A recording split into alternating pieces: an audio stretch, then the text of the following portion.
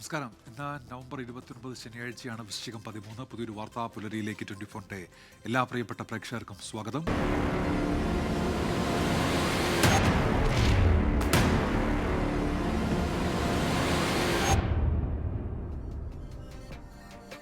നമസ്കാരം. ന്യൂസ് ബ്രേക്സിലേക്ക് വിശദമായി. ഇന്നത്തെ വാർത്താ ദിനത്തിലെ സമഗ്ര വിവരങ്ങളുമായി 24 പ്രതിനിധികൾ വിവിധ മേഖലകളിൽ നിന്ന് ചേരുകയാണ്. തിരുവനന്തപുരത്ത് നിന്ന് മേഘന മുരളി, കൊച്ചിയിൽ നിന്ന് വിപിൻ സി വിജയൻ, കോഴിക്കോട് നിന്ന് മിഥില ബാലൻ, ഡൽഹിയിൽ നിന്ന് ബൽറാം നെടുങ്ങാടി എന്നിവരാണ് ചേരുന്നത്. ഒപ്പം ശബരിമല സന്നിധാനത്ത് നിന്ന് MG പ്രതീഷും ചേരും.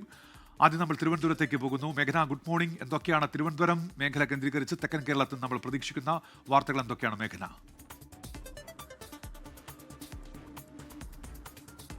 ഉന്മേഷ, തിരുവനന്തപുരത്ത് നിന്ന് പ്രതീക്ഷിക്കേണ്ട ഏറ്റവും വലിയ വാർത്ത എന്ന് പറയുന്നത് പാലക്കാട് MLA രാഹുൽ മാങ്കൂട്ടത്തിലുമായി ബന്ധപ്പെട്ട അന്വേഷണം തന്നെയാണ്.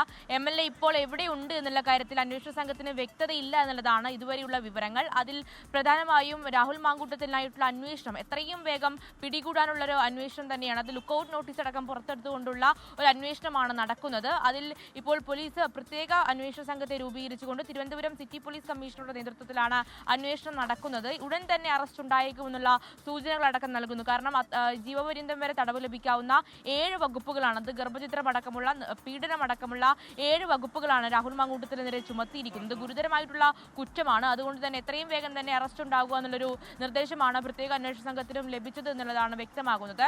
പക്ഷേ രാഹുൽ മാങ്കൂട്ടത്തിൽ ഇന്നലെ തന്നെ തിരുവനന്തപുരം ജില്ലാ കോടതിയിൽ ഒരു മുൻകൂർ ജാമ്യ ഹർജി നൽകിയിരുന്നു. ആ ജാമ്യ ഹർജിയിൽ പറയുന്നത് താൻ കുറ്റം ചെയ്തിട്ടില്ല, രാഷ്ട്രീയ പ്രേരിതമായിട്ടുള്ള ഒരു ആരോപണം എന്നുള്ളതാണ്.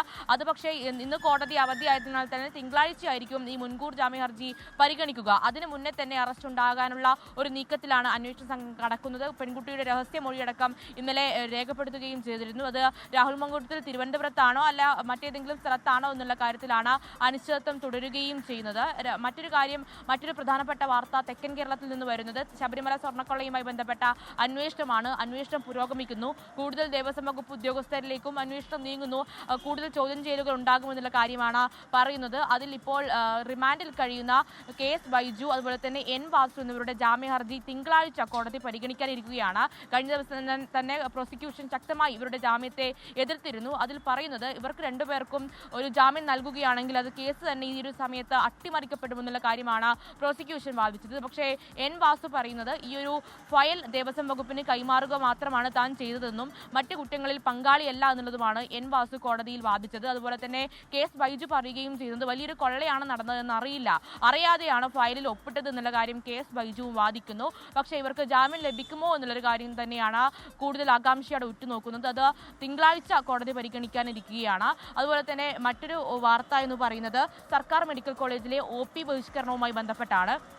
കഴിഞ്ഞ 6 ആഴ്ചയായി ഒരു relay OP ബഹിഷ്കരണമാണ് KGMCTA, Kerala government medical college teachers association നടത്തി വരുന്നത്. അവരുടെ പ്രധാനപ്പെട്ട ആവശ്യം എന്ന് പറയുന്നത് പുതിയ തസ്തികകൾ സൃഷ്ടിക്കുക, അതുപോലെ തന്നെ ശമ്പള കുടിശ്ശിക നൽകുക, കൂടാതെ ശമ്പള പരിഷ്കരണത്തിലെ അപാകതകൾ പരിഹരിക്കുക എന്നുള്ളതാണ്. അവർ പല സൂചനാ പണിമുടക്കുകളടക്കം നടത്തി. പക്ഷേ അതിൽ സർക്കാർ ഇടപെടുന്നില്ല, ധനവകുപ്പ് ഇടപെടുന്നില്ല. മുഖ്യമന്ത്രി ഉടൻ ഇടപെടണമെന്ന് ആവശ്യപ്പെട്ടുകൊണ്ടാണ് ഒരു റിലേ OP ബഹിഷ്കരണം നടത്തുന്നത്. ഇന്ന് മുഴുവനായും OP ബഹിഷ്കരിക്കും. അത് കഴിഞ്ഞ ആഴ്ചയിലെ OP ബഹിഷ്കരണത്തിലടക്കം രോഗികൾ വല്ലാതെ ബുദ്ധിമുട്ടുന്ന ഒരു കാഴ്ച. മെഡിക്കൽ കോളേജുകളെ ബാധിക്കുകയും ചെയ്യും. മേഘന മുരളിയാണ് വിവരങ്ങൾ നൽകിയത്. കൊച്ചിയിലേക്ക് വിപിൻ സി വിജയൻ ഇപ്പോൾ വിവരങ്ങളുമായി ചേരുന്നുണ്ട്. Vipin, good morning. മധ്യകേരളത്തിൽ നമ്മൾ പ്രതീക്ഷിക്കുന്ന വാർത്തകൾ. വിപിൻ. Good morning Unmesh. മധ്യകേരളത്തിൽ നിന്ന് ഏറ്റവും പ്രധാനപ്പെട്ട വാർത്ത അത് മുനമ്പത്ത് നിന്നാണ്. നമുക്ക് അറിയാം, സമകാലിക രാഷ്ട്രീയത്തിൽ ഏറ്റവും കൂടുതൽ ചർച്ച ചെയ്യപ്പെട്ട മുനമ്പം ഭൂസമരം അത് അവസാനിപ്പിക്കാൻ ഒരുങ്ങുന്നു എന്നുള്ളതാണ്. 414 ദിവസമായിട്ടാണ് അവിടെ സമരം നടത്തിക്കൊണ്ടിരിക്കുന്നത്. താൽക്കാലികമായിട്ടെങ്കിലും അവർക്ക് കരമടയ്ക്കാനുള്ള അനുമതി കഴിഞ്ഞ ദിവസം ഹൈക്കോടതി നൽകിയിരുന്നു. ഇതേ തുടർന്ന് ഇപ്പോൾ പോക്കുവരവ് നടത്തുന്നതിന് വേണ്ടി കൊഴുപ്പള്ളി വില്ലേജിൽ ഒരു ഹെൽപ്പ് ഡെസ്ക് കൂടി ഉണ്ടാകും എന്നുള്ള ഉറപ്പ് മന്ത്രി P രാജീവിൽ നിന്ന് ലഭിച്ചതിനെ തുടർന്നിട്ടാണ് ഇന്നലെ മുനമ്പത്ത് ചേർന്ന കോർ കമ്മിറ്റി സമരം അവസാനിപ്പിക്കുന്നതിന് വേണ്ടി തയ്യാറായിരിക്കുന്നത്. നാളെ 2:30 മന്ത്രി P രാജീവ്, MLA ഉണ്ണികൃഷ്ണൻ തുടങ്ങിയവർ എത്തുകയും ഈ സമരത്തിന്റെ നേതാക്കൾക്ക് അവർക്ക് നാരങ്ങാനീര് നൽകി ഈ ഇപ്പോൾ ഏകദേശം 414 ദിവസമായിട്ട് തുടരുന്ന ഈ സമരം അവസാനിപ്പിക്കുന്നതിന് വേണ്ടി അവർക്ക് ഈ നാരങ്ങാനീര് നൽകുകയും ചെയ്യും. അവിടെ സ്ത്രീകളും കുട്ടികളും ഉൾപ്പെടെയുള്ളവരാണ് കൂടുതലായിട്ടും ഈ സമരത്തിന് നിന്നത് എന്നുള്ളതൊക്കെ നമ്മൾ കണ്ടതാണ്. അപ്പോൾ ഇതിനൊരു അന്തിമ വിധി വരുന്നതുവരെ ഈ രീതിയിൽ അവർക്ക് സമരമടയ്ക്കാമെന്നുള്ളൊരു ഉറപ്പാണ് നൽകിയത്. അപ്പോൾ റവന്യൂ അവകാശങ്ങളെല്ലാം തന്നെ പുനഃസ്ഥാപിക്കണമെന്നുള്ള ആവശ്യമായിരുന്നു മുന്നോട്ട് വെച്ചത്. അതിലിപ്പോൾ പോക്കുവരവ് ചെയ്യുന്നതിന് വേണ്ടി ഒരു ഹെൽപ്പ് ഡെസ്ക് കൂടി ഉണ്ടാകുമെന്നുള്ളത് പറഞ്ഞതിൻ്റെ അടിസ്ഥാനത്തിലാണ് ഒരുമിച്ച് ഒരു സമരം അവസാനിപ്പിക്കുന്നത്. നാളെ തന്നെ ഒരു പൊതുസമ്മേളനം വൈകുന്നേരത്തോടെ നടത്താൻ, അത് സാമുദായിക സംഘടനകളുടെയൊക്കെ കൂടെ ഒരു സമന്വയത്തോടുകൂടി ഒരു പൊതുസമ്മേളനം നടത്താനാണ് ഇപ്പോൾ ഉദ്ദേശിക്കുന്നത്. മറ്റൊന്നുള്ളത്, ഈ ഡിറ്റുവ ചുഴലിക്കാറ്റുമായി ബന്ധപ്പെട്ടിട്ടാണ്. ഇപ്പോൾ ഈ സമയത്ത് ഉണ്ടാകേണ്ട ഒരു തെളിച്ചം പൊതുവെ എറണാകുളത്തൊന്നുമില്ല. ഒരു മഴയുടെ ഒരു അന്തരീക്ഷം തന്നെയാണ് നിലനിൽക്കുന്നത്. പ്രധാനമായും ഇന്ന് 5 ജില്ലകളിലാണ് യെല്ലോ അലർട്ട് ഉള്ളത്. ഈ ഡിറ്റുവ ചുഴലിക്കാറ്റ് വലിയ രീതിയിൽ കേരള തീരത്തെ ബാധിക്കില്ല എന്ന് പറയുന്നുണ്ടെങ്കിൽ പോലും ഒറ്റപ്പെട്ട ശക്തിയായിട്ടുള്ള ഇടിയോട് കൂടിയിട്ടുള്ള മഴ ഉണ്ടാകാനുള്ള ഒരു സാധ്യതയുണ്ട്. പാലക്കാട്, മലപ്പുറം, വയനാട്, പത്തനംതിട്ട ഉൾപ്പെടെയുള്ള ജില്ലകളിലാണ് ഇന്ന് യെല്ലോ അലേർട്ട് പറഞ്ഞിട്ടുള്ളത്. കേരള ലക്ഷദ്വീപ് തീരങ്ങളിൽ കടലിലേക്ക് പോകുന്നതിന് വിലക്കുണ്ട് മത്സ്യത്തൊഴിലാളികൾക്ക്. എന്നാൽ അത് കർണാടക തീരത്ത് ഈ ഒരു വിലക്കില്ല. അതുകൊണ്ട് തന്നെ കുറച്ചുകൂടി ജാഗ്രത ഇതുമായി ബന്ധപ്പെട്ട് പാലിക്കണം എന്നുള്ളത് കൂടിയാണ് അറിയിച്ചിരിക്കുന്നത്. പിന്നീടുള്ളത് ഈ സ്കൈ ഡൈനിങ്ങുമായി ബന്ധപ്പെട്ടിട്ടാണ്. നമ്മൾ ഇന്നലെ കണ്ടതാണ്, അതിസാഹസികമായിട്ടാണ് അവരെ ഫയർഫോഴ്സ് താഴെ ഇറക്കുന്ന കാഴ്ച ഇടുക്കിയിൽ നിന്ന്, വാഴച്ചാലിൽ നിന്ന് കണ്ടത്. അതുമായി ബന്ധപ്പെട്ട് ഇപ്പോൾ നടത്തിപ്പുകാർക്കെതിരെ കേസെടുത്തിട്ടുണ്ട്, അതിന്റെ ഉടമയ്ക്കെതിരെ കേസെടുത്തിട്ടുണ്ട്. അതുമായി ബന്ധപ്പെട്ട് കൂടുതൽ ഇതൊക്കെയാണ് നമ്മൾ പ്രതീക്ഷിക്കുന്ന. ഒപ്പം ഇപ്പോൾ സംഭവിച്ചുകൊണ്ടിരിക്കുന്ന പ്രധാനപ്പെട്ട വാർത്തകൾ കൊച്ചി മേഖലയിൽ. നമ്മൾ കോഴിക്കോട്ടേക്കാണ്. മിഥില ബാലൻ ഇപ്പോൾ വിവരങ്ങളുമായി ചേരുന്നുണ്ട് കോഴിക്കോട്. Mithila, good morning. എന്തൊക്കെയാണ് കോഴിക്കോട് മേഖലയിൽ നിന്നുള്ള വാർത്തകൾ മിഥില? Good morning Unmesh. കോഴിക്കോട് നിന്ന്, പ്രത്യേകിച്ച് മലബാറിൽ നിന്ന് 2 വാർത്തകളാണ് പ്രധാനമായും, 2 വാർത്തകളിലെ അപ്ഡേഷൻസുകളാണ് ഇന്ന് പ്രധാനമായും വരാനിരിക്കുന്നത്. ഒന്ന് ഒരു ശിക്ഷാവിധിയാണ്. ഒതായി മനാഫ് വധക്കേസിലെ ശിക്ഷാവിധി ഇന്നുണ്ടാകും. മഞ്ചേരി അഡീഷണൽ കോടതിയാണ്, ജില്ലാ സെഷൻസ് കോടതിയാണ് ഈ കേസ് പരിഗണിക്കുന്നത്. 1995 ഏപ്രിൽ 13 ഈ ഒരു കേസിന് ആസ്പദമായ സംഭവം ഉണ്ടായത്. ഒതായി അങ്ങാടിയിൽ വെച്ച് യൂത്ത് ലീഗ് പ്രവർത്തകനായ ഒതായി മനാഫിനെ മർദ്ദിച്ച് കൊലപ്പെടുത്തി എന്നതായിരുന്നു കേസ്. PV അൻവർ ഉൾപ്പെടെ 26 പ്രതികളായിരുന്നു ഈ കേസിലുണ്ടായിരുന്നത്. മുഖ്യസാക്ഷി കൂറുമാറിയതിനെ തുടർന്ന് അൻവർ ഉൾപ്പെടെയുള്ള 21 പേരെ കോടതി വെറുതെ വിട്ടിട്ടുണ്ടായിരുന്നു. എന്നാൽ ഇന്നലെ ഈ കേസ് പരിഗണിച്ചപ്പോൾ ഈ കേസിലെ 1-ാം പ്രതിയായ മാലങ്ങാടൻ ഷെഫീഖ് കുറ്റക്കാരനാണെന്ന് കോടതി കണ്ടെത്തുകയായിരുന്നു. ആ ഒരു കേസിലെ ശിക്ഷാവിധിയാണ് ഇന്നുണ്ടാവുക. രാവിലെ 11 മണിയോടെയായിരിക്കും ഈ കേസ് കോടതി പരിഗണിക്കുക. മറ്റൊന്ന്, കഴിഞ്ഞ ദിവസം നമുക്കറിയാം വലിയ വിവാദമായ ഒരു സംഭവമായിരുന്നു. ഈ മാസം 15 ചെർപ്പളശ്ശേരി CI ബിനു തോമസ് ആത്മഹത്യ ചെയ്തതുമായി ബന്ധപ്പെട്ട സംഭവം. അതിന് പിന്നാലെ അദ്ദേഹത്തിൻ്റെ ആത്മഹത്യാക്കുറിപ്പ് പുറത്തുവരുന്നു. ആ ആത്മഹത്യാക്കുറിപ്പിൽ നിലവിൽ വടകര DYSP ആയ ഉമേഷിനെതിരെയുള്ള ആരോപണം. ആ ഉമേഷിനെതിരെയുള്ള ആരോപണത്തിൽ ഇന്നലെ പാലക്കാട് ക്രൈംബ്രാഞ്ച് ഈ യുവതിയുടെ മൊഴി രേഖപ്പെടുത്തിയിട്ടുണ്ടായിരുന്നു. ഈ യുവതി നൽകിയ മൊഴിയിലും ഉമേഷിനെ പ്രതിക്കൂട്ടിലാക്കുന്ന തരത്തിലുള്ള പരാമർശങ്ങളും മൊഴിയും തന്നെയാണ് നൽകിയിട്ടുള്ളത്. ആ ഒരു സംഭവത്തിൽ തുടർ നടപടി, അതായത് ഉമേഷിനെതിരെ കേസെടുക്കുന്നത് ഉൾപ്പെടെയുള്ള തുടർ നടപടിയിലേക്ക് ഇന്ന് കടക്കും എന്ന് തന്നെയാണ് ഏറ്റവും ഒടുവിൽ നമുക്ക് ലഭ്യമായിട്ടുള്ളത്. കാരണം ഇത്തരമൊരു ആരോപണം എന്നത് ഗുരുതരമായ ഒരു ആരോപണമാണ്, പ്രത്യേകിച്ച് ഉയർന്ന ഒരു സ്ഥാനത്തിരിക്കുന്ന പോലീസ് ഉദ്യോഗസ്ഥനെതിരെ ഉയർന്ന ഒരു ആരോപണം. അതുകൊണ്ട് തന്നെ പാലക്കാട് SP നൽകിയ റിപ്പോർട്ടിലുള്ളത് കേസെടുക്കണം എന്ന ഒരു ശുപാർശ തന്നെയാണ് ജില്ലാ പോലീസ് മേധാവിക്ക് നൽകിയ റിപ്പോർട്ടിലുള്ളത്. എന്തുതന്നെയാലും ഈ 2 സംഭവങ്ങളാണ് പ്രധാനമായും മലബാറിൽ നിന്ന് ഇന്ന് വരാനുള്ളത്. ഉന്മേഷ്. ശരി, മിഥില ബാലനാണ് കോഴിക്കോട് നിന്ന് വിവരങ്ങൾ നൽകിയത്.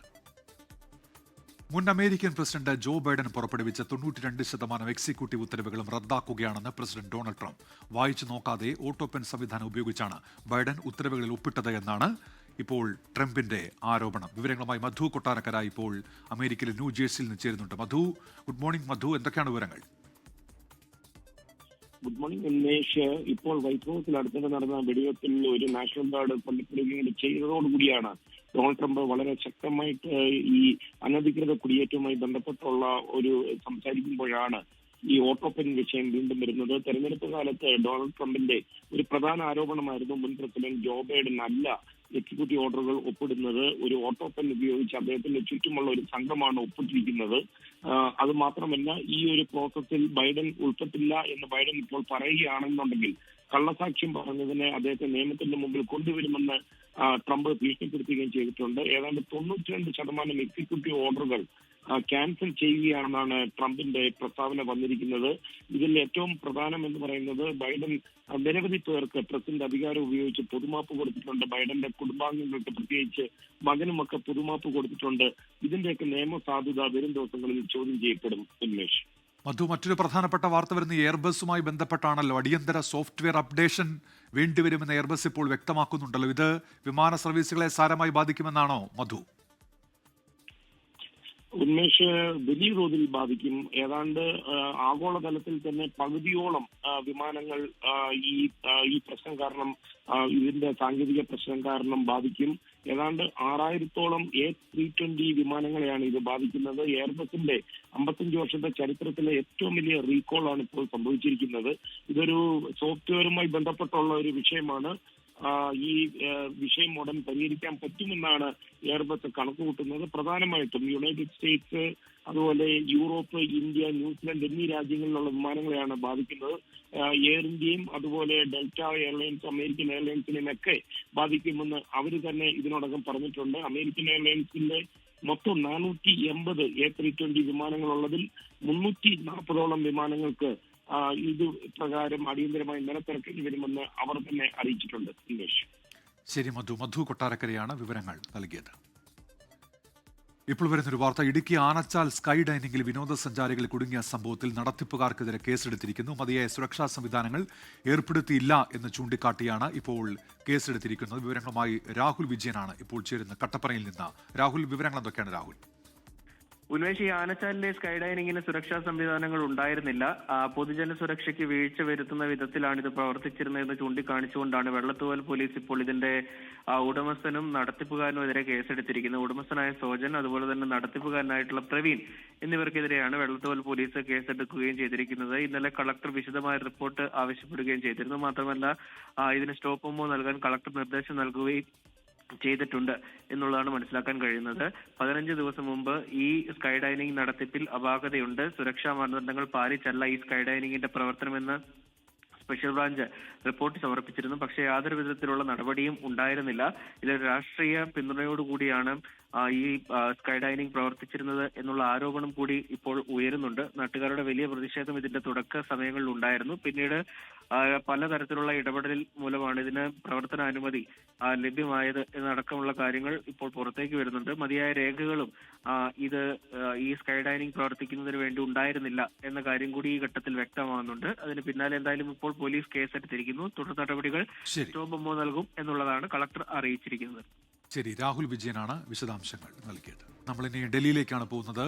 ബൽറാം നെടുങ്ങാടി ഡൽഹിയിൽ നിന്ന് ഇപ്പോൾ ചേരുന്നുണ്ട്. Balram, good morning. ഇന്ന് രാജ്യ തലസ്ഥാനത്ത് നിന്നും ഒപ്പം ഉത്തരേന്ത്യയിൽ നിന്ന് നമ്മൾ പ്രതീക്ഷിക്കുന്ന വാർത്തകൾ എന്തൊക്കെയാണ് Balram? Very good morning Unmesh. ഉത്തരേന്ത്യയിൽ നിന്നും രാജ്യ തലസ്ഥാനത്ത് നിന്നും ഇന്നും ഒട്ടേറെ വാർത്തകൾ പ്രതീക്ഷിക്കുന്നുണ്ട്. ഇന്ന് പ്രധാനമായ ഒരു സുരക്ഷാ യോഗം ത്തിൽ പ്രധാനമന്ത്രി നരേന്ദ്രമോദി പങ്കെടുക്കുന്നുണ്ട്. യോഗം ഇന്നലെ ആരംഭിച്ചതാണ്. ഛത്തീസ്ഗഡിലെ റായ്പൂരിലാണ് ദേശീയ വാർഷിക സുരക്ഷാ യോഗം ചേരുന്നത്.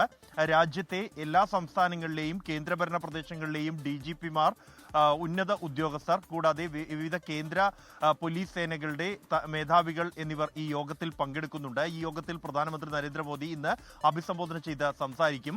ദേശീയ സുരക്ഷാ ഉപദേഷ്ടാവ് അജിത് ഡോവൽ, ആഭ്യന്തരമന്ത്രി അമിത്ഷാ അടക്കമുള്ളവരും ഈ യോഗത്തിൽ പങ്കെടുക്കുന്നുണ്ട്. പ്രധാനമായും രാജ്യം നേരിടുന്ന സുരക്ഷാ വെല്ലുവിളികൾ അടക്കമുള്ള വിഷയങ്ങളാണ് ഈ യോഗത്തിൽ ചർച്ചയാകുന്നത്. അതിൽ തന്നെ പ്രധാന അജണ്ടയായി നിശ്ചയിച്ചിരിക്കുന്നത് മാവോയിസ്റ്റ് വിരുദ്ധ നടപടികൾ തന്നെയാണ്. പ്രത്യേകിച്ച് ഛത്തീസ്ഗഡിലെ തന്നെ ഈ യോഗം ഇത്തവണ നിശ്ചയിക്കാനുള്ള കാരണം ഉൾപ്പെടെ ഈ മാവോയിസം ഒരു അജണ്ടയായി തീരുമാനിച്ചതിന്റെ പശ്ചാത്തലത്തിലാണ് വരുന്ന മാർച്ച് 31 മുമ്പായി മാവോയിസം ഇന്ത്യയിൽ നിന്നും തുടച്ചു നീക്കുമെന്ന് ആഭ്യന്തരമന്ത്രി പ്രഖ്യാപിച്ചിരുന്നു. ആ ഒരു പ്രഖ്യാപനം നടപ്പാക്കുന്നതിന്റെ പുരോഗതി അടക്കമുള്ള വിഷയങ്ങൾ യോഗം വിശദമായി തന്നെ ചർച്ച ചെയ്യുന്നുണ്ട്. ഇതോടൊപ്പം തന്നെ സ്ത്രീ സുരക്ഷാ വിഷയവും പ്രധാന അജണ്ടയായി ഈ യോഗത്തിൽ ചർച്ച ചെയ്യുന്നുണ്ട്. AI സാങ്കേതിക വിദ്യ അടക്കമുള്ള സാങ്കേതിക വിദ്യകൾ ഈ കേസ് അന്വേഷണങ്ങളിൽ ഉപയോഗിക്കുന്നതുമായി ബന്ധപ്പെട്ടുള്ള വിഷയങ്ങളും യോഗത്തിൽ ചർച്ച ചെയ്യും. എന്തായാലും രാജ്യത്തെ പോലീസ് സേനകളെ സംബന്ധിച്ചിടത്തോളം നിർണായകമാണ് ഈ ഒരു യോഗം. അതേസമയം രാജ്യ തലസ്ഥാനത്തെ സംബന്ധിച്ച് അന്തരീക്ഷ മലിനീകരണം രൂക്ഷമായി തന്നെ തുടരുന്ന ഒരു പശ്ചാത്തലമുണ്ട്. ഈ കഴിഞ്ഞ ദിവസങ്ങളിൽ GRAP 3 മാനദണ്ഡങ്ങൾ അനുസരിച്ച് കർശനമാക്കിയ നടപടികൾ 3 ദിവസത്തോളം ഈ നേരിയ തോതിൽ വായുമലിനീകരണത്തിൽ കുറവ് കണ്ടെത്തിയ പശ്ചാത്തലത്തിൽ അതിൽ ഇളവുകൾ വരുത്തിയിരുന്നു. എന്നാൽ അതിനുശേഷവും ഇപ്പോഴും അതീവ ഗുരുതരമായ സാഹചര്യം സാഹചര്യം ഡൽഹിയിലെ പല സ്റ്റേഷനുകളിലും നിലനിൽക്കുന്നു എന്നുള്ളതാണ്. 400-ന് മുകളിൽ അന്തരീക്ഷ മലിനീകരണം അല്ലെങ്കിൽ വായു ഗുണനിലവാര നിരക്ക് കഴിഞ്ഞ ദിവസവും 6 സ്റ്റേഷനുകളിൽ രേഖപ്പെടുത്തിയിരുന്നു. അതുകൊണ്ട് തന്നെ പുതിയ പശ്ചാത്തലത്തിൽ നിയന്ത്രണങ്ങൾ വീണ്ടും കടുപ്പിക്കേണ്ടതുണ്ടോ എന്നതടക്കമുള്ള കാര്യങ്ങളെ കുറിച്ച് പരിശോധിച്ച് വരികയാണ്. നിലവിൽ ഈ അന്തരീക്ഷ മലിനീകരണത്തിന് രൂക്ഷമാകാൻ നുള്ള കാരണങ്ങൾ ഉൾപ്പെടെയുള്ള വിഷയങ്ങൾ സംബന്ധിച്ച് വിശദമായ പഠനങ്ങൾ നടന്നു വരുന്നുണ്ട്. എന്തായാലും ഈ വായുമലിനീകരണത്തിനെതിരായി പ്രതിഷേധം അടക്കമുള്ളവ ഉണ്ടായ പശ്ചാത്തലത്തിൽ ഗൗരവത്തോടെ തന്നെ ഈ വിഷയം പരിശോധിക്കും എന്നാണ് അധികൃതർ അറിയിക്കുന്നത്. ശരി, ബൽറാം നെടുങ്ങാടിയാണ് വിവരങ്ങൾ നൽകിയത് ഡൽഹിയിൽ നിന്ന്. മുഖ്യമന്ത്രി പദത്തെ ചൊല്ലി കർണാടക കോൺഗ്രസിലുണ്ടായ തർക്കം പരിഹരിക്കാൻ ഇന്ന് ചർച്ച. മുഖ്യമന്ത്രി സിദ്ധരാമയ്യ ഉപമുഖ്യമന്ത്രി DK ശിവകുമാറുമായി കൂടിക്കാഴ്ച നടത്തും. രാവിലെ 9 മണിക്ക് മുഖ്യമന്ത്രിയുടെ വസതിയിലാണ് ചർച്ച. ദിവസങ്ങളായി നീണ്ടു നിൽക്കുന്ന തർക്കത്തിന് പരിഹാരം കാണാൻ ഹൈക്കമാൻഡിന്റെ നിർദ്ദേശപ്രകാരമാണ് ചർച്ച. തനിക്കും DK ശിവകുമാറിനും അഭിപ്രായങ്ങളുണ്ടെന്നും എന്നാൽ അന്തിമ തീരുമാനം ഹൈക്കമാൻഡ് എടുക്കുമെന്നും സിദ്ധരാമയ്യ. ಹೈಕಮಾಂಡ್ನವರು ನನ್ನ ಸ್ಟ್ಯಾಂಡ್ನಲ್ಲಿ ಏನು ಬದಲಾವಣೆ ಇಲ್ಲ. ಹೈಕಮಾಂಡ್ನವರು ಏನು ಹೇಳ್ತಾರೆ ಅದರ ಪ್ರಕಾರ ನಾನು ಕೇಳ್ತೀನಿ ಅಂತ ಹೇಳಿದ್ದೀನಿ. തർക്കം പരിഹരിക്കാൻ ഇരു നേതാക്കളെയും ഹൈക്കമാൻഡ് ഡൽഹിക്ക് വിളിപ്പിച്ചിരുന്നു. ഇതിനു മുന്നോടിയായാണ് കൂടിക്കാഴ്ച. ഇതിൽ ഇരുവരും ധാരണയിലെത്തുമെന്നാണ് സൂചന. പാർലമെന്റിന്റെ ശീതകാല സമ്മേളനം ആരംഭിക്കുന്നതിന് മുൻപ് കർണാടകയിലെ തർക്കം പരിഹരിക്കാനാണ് ഹൈക്കമാൻഡ് നീക്കം. 24 ബംഗളൂരു.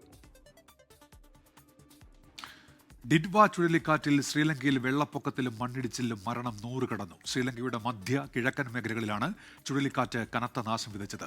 ശ്രീലങ്കയിലെ 20 ജില്ലകളിലെ 2 ലക്ഷത്തോളം പേരെ മഴക്കെടുതികൾ ബാധിച്ചുവെന്നാണ് റിപ്പോർട്ടുകൾ. മനേഷ് മൂർത്തിയുണ്ട് ഇപ്പോൾ ചെന്നൈയിൽ നിന്ന് വിവരങ്ങളുമായി. മനേഷ്, ഈ ശ്രീലങ്കയിലെ നിലവിലെ സ്ഥിതി എന്താണ് മനേഷ്? ഉന്മേഷ 100-ലധികം പേർ മരിച്ചു എന്നുള്ളതാണ് ഏറ്റവും ഒടുവിൽ ലഭിക്കുന്ന വിവരം. ഇന്നലെ 56 സ്ഥിരീകരിച്ച മരണങ്ങൾ ഇന്നലെ കൃത്യമായ കണക്കുകൾ അവിടെ സർക്കാർ പുറത്തുവിട്ടിരുന്നു. പക്ഷേ ഇന്നിപ്പോൾ രാവിലെ ആവുമ്പോഴേക്കും 100-ലധികം പേർ മരിച്ചിട്ടുണ്ട്. 51 പേരെ കാണുന്നില്ല എന്നുള്ളതാണ് സർക്കാർ ഔദ്യോഗികമായി പറയുന്നത്. വലിയ തോതിലുള്ള മഴയും അതുപോലെ തന്നെ മണ്ണിടിച്ചിലുമാണ് ശ്രീലങ്കയിലെ അവസ്ഥ ഇത്രയധികം ഒരു ദുരന്തമായി മാറാനുള്ള ഒരു കാരണമെന്ന് പറയുന്നത്. ഇപ്പോൾ നിലവിലെ സാഹചര്യത്തിൽ നമ്മൾ കാലാവസ്ഥാ നിരീക്ഷണ കേന്ദ്രത്തിന്റെ ഒരു കാര്യങ്ങൾ പരിശോധിക്കുമ്പോൾ മനസ്സിലാവുന്നതും അവിടെ നിന്നും ഡിറ്റ്വ ചുഴലിക്കാറ്റ് ഇപ്പോൾ ശ്രീലങ്കയിൽ നിന്ന് പൂർണ്ണമായും തന്നെ പിൻവാങ്ങുന്ന ഒരു നിലയുണ്ട്. അത് തമിഴ്നാട് തീരത്തോട് അടുക്കുന്നു എന്നുള്ളതാണ്. 1000-ഓളം വീടുകളാണ് പൂർണ്ണമായോ ഭാഗികമായോ അവിടെ തകർന്നിരിക്കുന്നത്. അങ്ങനെ ശ്രീലങ്കയിലെ ഒരു വലിയ മേഖലയിൽ തന്നെ കാര്യമായ അർത്ഥത്തിലുള്ള ദുരന്തം വിതച്ചാണ് ഡിറ്റ്വ ചുഴലിക്കാറ്റ് ഇപ്പോൾ തമിഴ്നാട് തീരത്തേക്ക് എത്തുന്നത്. അതിന്റെ മാറ്റങ്ങളെല്ലാം തന്നെ ചെന്നൈയിൽ ഉൾപ്പെടെ കണ്ടു തുടങ്ങിയിട്ടുണ്ട്. കാരണം ഇന്നിപ്പോൾ 5 ജില്ലകളിൽ റെഡ് അലർട്ട് പ്രഖ്യാപിച്ചിട്ടുണ്ട്. അതായത് കടലൂർ മുതൽ ചെന്നൈ തിരുവള്ളൂർ വരെയുള്ള ജില്ലകളിലെല്ലാം, അതായത് തീരദേശ മേഖലയിലുള്ള ജില്ലകളിലെല്ലാം തന്നെ ഇന്നിപ്പോൾ അലർട്ടുണ്ട്.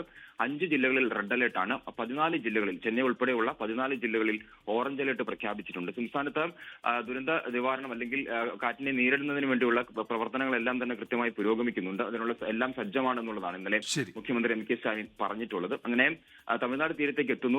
നാളെ പുലർച്ചെ 30-ന് പുലർച്ചെയാണ് തമിഴ്നാടിന്റെ വടക്കൻ തീരത്ത് ഈ കാറ്റ് കരതൊടുക. ഉന്മേഷ്. ശരി, മനേഷ് മൂർത്തിയാണ് വിവരങ്ങൾ നൽകിയത്. ഡിഡ്വ ചുഴലിക്കാറ്റ് നാശം വിതച്ച ശ്രീലങ്കയ്ക്ക് എല്ലാവിധ സഹായവും നൽകുമെന്ന് പ്രധാനമന്ത്രി നരേന്ദ്രമോദി. ചുഴലിക്കാറ്റിനെ തുടർന്ന് തമിഴ്നാട്, ആന്ധ്ര, പുതുച്ചേരി, റായൽസീമ മേഖലകളിൽ ജാഗ്രതാ നിർദ്ദേശം പുറപ്പെടുവിച്ചു. തമിഴ്നാട്ടിലെ 4 ജില്ലകളിലും പുതുച്ചേരിയിലും ഇന്ന് റെഡ് അലർട്ടാണ്. ചെന്നൈ ഉൾപ്പെടെ 14 ജില്ലകളിൽ ഓറഞ്ച് മുന്നറിയിപ്പ്. തമിഴ്നാട്ടിലെ മുഴുവൻ സ്കൂളുകൾക്കും പുതുച്ചേരി, കാരക്കൽ മേഖലകളിലെ മുഴുവൻ വിദ്യാഭ്യാസ സ്ഥാപനങ്ങൾക്കും ഇന്ന് അവധി പ്രഖ്യാപിച്ചു. അണ്ണാമലൈ സർവകലാശാല ഇന്ന് നടത്താനിരുന്ന പരീക്ഷകൾ മാറ്റിയിട്ടുണ്ട്. നാളെ തിരുവള്ളൂർ, റാണിപ്പേട്ട് ജില്ലകളിൽ റെഡ് അലർട്ടും ചെന്നൈ ഉൾപ്പെടെ 7 ജില്ലകളിൽ ഓറഞ്ച് അലർട്ടുമാണ്. ഡിഡ്വ ചുഴലിക്കാറ്റ് ഞായറാഴ്ച പുലർച്ചെ വടക്കൻ തമിഴ്നാട്ടിൽ തീരം തൊടുമെന്നാണ് കാലാവസ്ഥാ മുന്നറിയിപ്പ്.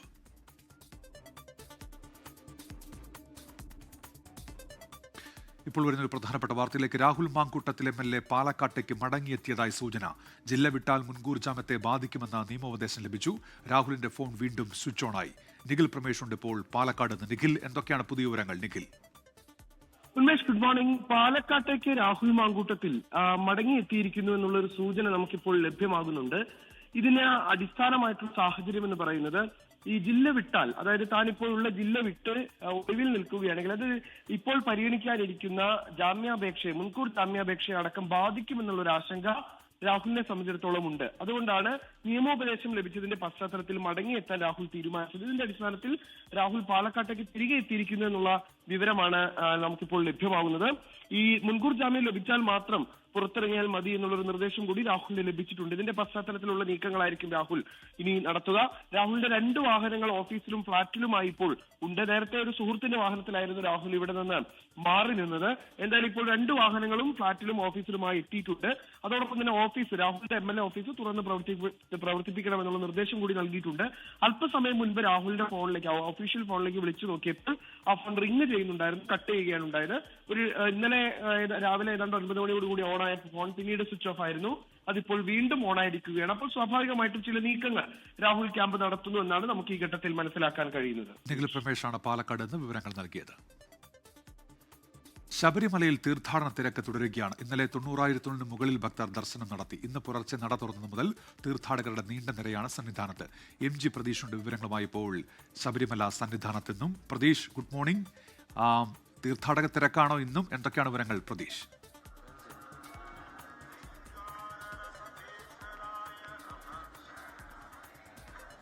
ഉന്മേഷ, ഗുഡ് മോർണിംഗ്. ശബരിമല സന്നിധാനത്ത് തീർത്ഥാടകരുടെ തിരക്കിൽ മാറ്റമില്ല. നട തുറന്ന ആദ്യ ദിവസങ്ങളിലേതിന് സമാനമായ തിരക്കാണ് ശബരിമലയിൽ ഇപ്പോഴും അനുഭവപ്പെടുന്നത്. പുലർച്ചെ 3 മണിക്ക് നട തുറന്നത് മുതൽ വലിയ നടപ്പന്തലിലും അതിനങ്ങോട്ട് മരക്കൂട്ടം വരെ തീർത്ഥാടകരുടെ നീണ്ട നിരയുണ്ട്. പക്ഷേ കൂടുതൽ മണിക്കൂറുകൾ കാത്തു നിൽക്കാതെ തന്നെ തീർത്ഥാടകർക്ക് ദർശനം നടത്താൻ കഴിയുന്നു എന്നതാണ് ഈ മണ്ഡലകാലത്തിൽ ഇപ്പോൾ നമുക്ക് കാണാൻ കഴിയുന്നത്. ആദ്യഘട്ടത്തിൽ അനുഭവപ്പെട്ടിരുന്ന നിയന്ത്രിക്കാൻ കഴിയാത്ത ഒരു തിരക്കില്ല.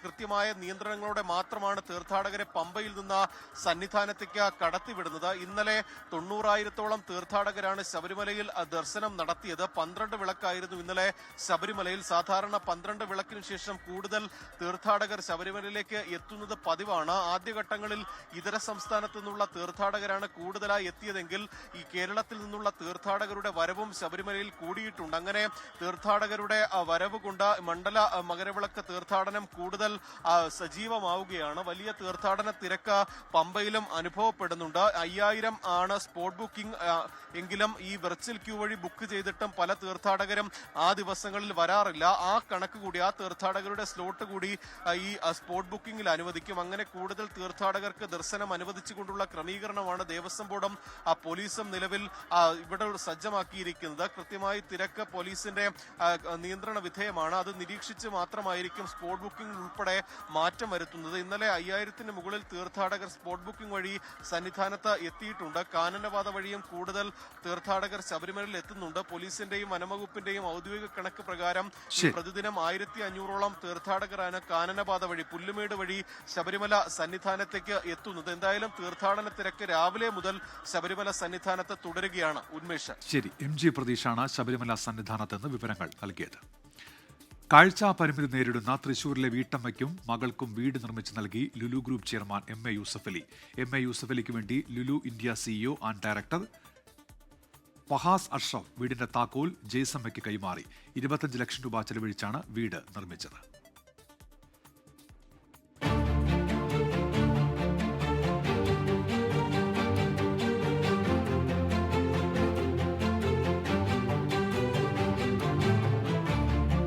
തൃശൂർ വരടിയം അംബേദ്കർ സ്വദേശിനിയായ ജയ്സമ്മ മാത്യുവും 8ാം ക്ലാസ്സുകാരി മകളും ലോട്ടറി വിറ്റ് ജീവിക്കുന്നത് ശ്രദ്ധയിൽപ്പെട്ട MA യൂസഫ് അലി അടച്ചുറപ്പുള്ള വീട് ഇരുവർക്കും ഉറപ്പ് നൽകിയിരുന്നു. 5 സെന്റ് സ്ഥലത്ത് കഴിഞ്ഞ ജൂണിൽ നിർമ്മാണ പ്രവർത്തനങ്ങളും തുടങ്ങി. 900 സ്ക്വയർ ഫീറ്റിൽ 2 കിടപ്പുമുറികളും ഡൈനിങ് ഹാളും കിച്ചണും വർക്ക് ഏരിയയും ലിവിംഗ് റൂമും അടങ്ങുന്നതാണ് വീട്. വീട്ടിലേക്കുള്ള ഗൃഹോപകരണങ്ങളും ഫർണിച്ചറുകളും യൂസഫ് അലി തന്നെ സമ്മാനിച്ചു. MA യൂസഫ് അലിക്ക് വേണ്ടി Lulu India COO and director Fahas Ashraf വീടിന്റെ താക്കോൽ ജയ്സമ്മയ്ക്ക് കൈമാറി.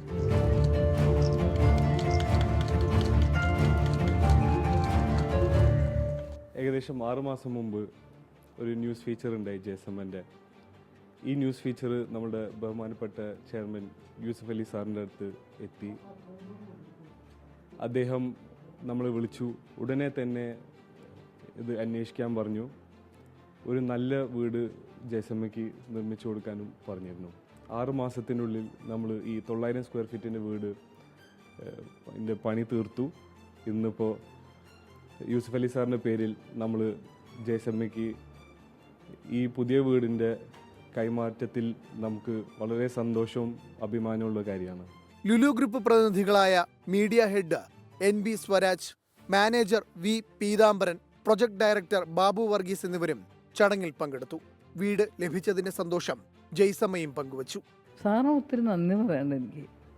കാരണം സാറിൻ്റെ കയ്യിൽ നിന്ന് താക്കോൽ വാങ്ങാൻ ഭയങ്കര ആഗ്രഹം ഉണ്ടായിരുന്നു. പക്ഷെ എന്നാലും പറ്റിയില്ല. മതിയായാലും വാങ്ങാൻ പറ്റി. അത് മതി. കട്ടളയും ജനലും മേൽക്കൂരയും അടക്കം തകർന്നു വീഴാറായ നിലയിലായിരുന്നു ജയ്സമ്മയുടെ വീട്. ജയ്സമ്മയുടെ ദുരിത ജീവിതം മാധ്യമ വാർത്തകളിലൂടെയാണ് MA യൂസഫ് അലി അറിഞ്ഞത്. 24 തൃശൂർ. മുഖ്യ തെരഞ്ഞെടുപ്പ് ഓഫീസർ വിളിച്ച രാഷ്ട്രീയ പാർട്ടികളുടെ യോഗം ഇന്ന് ചേരും. രാവിലെ 11:30 മാസ്കോട്ട് ഹോട്ടലിലാണ് യോഗം. ജോലി സമ്മർദ്ദവുമായി ബന്ധപ്പെട്ട തുടർ പരാതികൾ വന്നതിന് ശേഷമുള്ള യോഗമാണ് ഇന്ന് നടക്കുക. BLOമാരുടെ സമ്മർദ്ദം കൂടുതലാണെന്ന കാര്യം രാഷ്ട്രീയ പാർട്ടികളുടെ പ്രതിനിധികൾ ഇന്ന് യോഗത്തിൽ ആവർത്തിക്കും. ഇന്നലെ വരെയുള്ള കണക്ക് പ്രകാരം മൊത്തം വിതരണം ചെയ്ത ഫോമുകളുടെ 67.57% ഡിജിറ്റൈസ് ചെയ്തുവെന്നാണ് കണക്കുകൾ. യുക്രൈൻ പ്രസിഡന്റ് വൊളോദിമിർ സെലൻസ്കിയുടെ മുഖ്യോപദേശകൻ ആൻഡ്രി യെർമാക് രാജിവെച്ചു. വസതിയിൽ ഇന്നലെ നടന്ന അഴിമതി വിരുദ്ധ റെയ്ഡിനെ തുടർന്നാണ് രാജി. റഷ്യ യുക്രൈൻ യുദ്ധം അവസാനിപ്പിക്കുന്നതിനുള്ള നിർണായക ചർച്ചകൾക്ക് നേതൃത്വം നൽകാൻ സെലൻസ്കി ചുമതലപ്പെടുത്തിയിരുന്നയാളാണ് ചീഫ് ഓഫ് സ്റ്റാഫായ ആൻഡ്രി യെർമാക്. ഊർജ്ജ ഇടപാടിലെ അഴിമതി ആരോപണങ്ങളെ തുടർന്നാണ് റെയ്ഡ് എന്നാണ് വിവരം. യെർമാക്കിന്റെ പകരക്കാരനെ ഉടൻ നിയമിക്കുമെന്ന് സെലൻസ്കി. അമേരിക്കയും യുക്രൈനും തമ്മിൽ സമാധാന പാക്കേജ് ചർച്ചകൾ നടക്കുമ്പോഴാണ് പുതിയ പ്രതിസന്ധി. ഇന്ത്യ ദക്ഷിണാഫ്രിക്ക ഏകദിന പരമ്പരയ്ക്ക് നാളെ തുടക്കമാകും. രോഹിത് ശർമ്മയും വിരാട് കോഹ്ലിയും വീണ്ടും കളത്തിലെത്തുന്നുവെന്നതാണ് ആരാധകരെ സന്തോഷിപ്പിക്കുന്നത്. ലോക ക്രിക്കറ്റിന്റെ നെറുകയിൽ നിന്നിരുന്ന ഇന്ത്യൻ ടീം പൊടുന്നനെ പാതാളത്തിൽ വീണ അവസ്ഥയിലാണ്. നിർബന്ധിത തലമുറ മാറ്റത്തിനൊപ്പം പരിശീലകൻ ഗൗതം ഗംഭീറിന്റെ തലതിരിഞ്ഞ പരീക്ഷണങ്ങൾ കൂടിയായപ്പോൾ ഓസ്ട്രേലിയക്കെതിരായ ഏകദിന പരമ്പരയിലും ഇപ്പോൾ ദക്ഷിണാഫ്രിക്കയ്ക്കെതിരായ ടെസ്റ്റ് പരമ്പരയിലും തോറ്റു. പ്രോട്ടീസിനെതിരെ ചരിത്രത്തിലെ ഏറ്റവും വലിയ തോൽവി വഴങ്ങിയാണ് പരമ്പര കൈവിട്ടത്. അതിന്റെ ക്ഷീണം തീർക്കാൻ ഏകദിന പരമ്പരയിൽ വമ്പൻ പ്രകടനം അനിവാര്യം. നായകൻ ശുഭമാൻ ഗില്ലിനും ഉപനായകൻ ശ്രേയസ് അയ്യർക്കും പരിക്കേറ്റതിനാൽ KL രാഹുലിന് കീഴിലാണ് ടീം ഇറങ്ങുക. പക്ഷേ ആരാധകരുടെ കണ്ണും മനസ്സുമെല്ലാം രോഹിത് ശർമ്മ വിരാട് കോഹ്ലി ജോഡിയിലേക്കാണ്. ഓസ്ട്രേലിയക്കെതിരായ അവസാന ഏകദിനത്തിൽ അപരാജിത കൂട്ടുകെട്ടിലൂടെ ടീമിനെ ജയിപ്പിച്ച റോക്കോ ജോഡി ഹോം ഗ്രൗണ്ടിലും കത്തിക്കയറുമെന്ന് ആരാധകർ പ്രതീക്ഷിക്കുന്നു. ഓസ്ട്രേലിയക്കെതിരായ പരമ്പരയിലെ താരമായ രോഹിത് ബാറ്റെടുക്കുന്നത് 1ാം റാങ്കുകാരനെന്ന തലയെടുപ്പോടുകൂടിയാണ്. ഗില്ലില്ലാത്തതിനാൽ യശസ്വി ജയ്സ്വാൾ ആയിരിക്കും ഓപ്പണിംഗിൽ രോഹിത്തിന് കൂട്ട്. ഋഷഭ് പന്ത്, തിലക് വർമ്മ, രുദ്രാജ് ഗെയ്ക്വാദ്, രവീന്ദ്ര ജഡേജ എന്നിവർ ഏകദിന ടീമിലേക്ക് തിരിച്ചെത്തിയെന്നതും പ്രത്യേകതയാണ്. 3 മത്സര പരമ്പരയിലെ ആദ്യ കളി റാഞ്ചിയിലാണ്. 2ാം ഏകദിനം ബുധനാഴ്ച റായ്പൂരിലും 3ാം മത്സരം അടുത്ത ശനിയാഴ്ച വിശാഖപട്ടണത്തും നടക്കും. Sports desk 24. ഇതോടെ ന്യൂസ് ബ്രേക്സ് പൂർത്തിയാവുകയാണ്.